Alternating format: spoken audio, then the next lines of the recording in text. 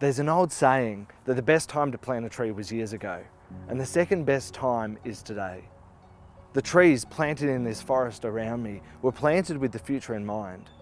The designers who planned these forests, the gardeners who planted each seed and tended to it, they were planting with a future in mind. They were designing something bigger than them, something lasting, a legacy that they probably would never see, but they planted anyway. Our faith is like that. Across the Bible, we see that God's plan has always been generational. When God called Abram, he was just an old man with no kids.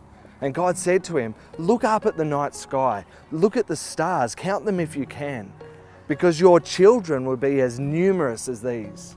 Abram couldn't see the full picture, but he trusted and he obeyed. And from that faith came a nation and a promise fulfilled in Jesus. We see it again when God's people enter the promised land.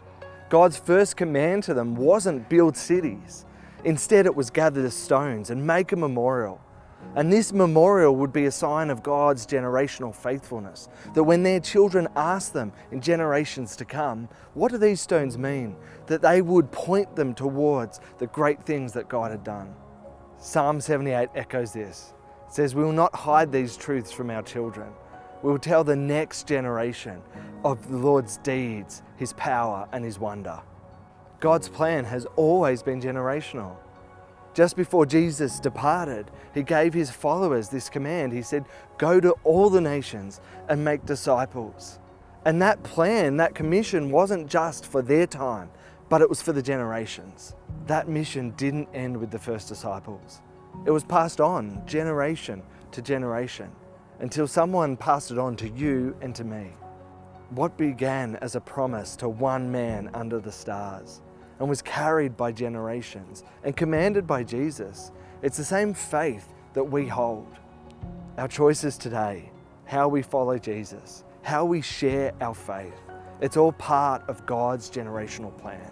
God has always been at work, calling, shaping, redeeming, restoring as He builds His church. We are part of His work. Our faith doesn't end with us. This is bigger than a moment, bigger than one church, one life, one generation. What God has started, He will complete. And so we follow Jesus, not just for ourselves, but for our city, for our families, and for the generations.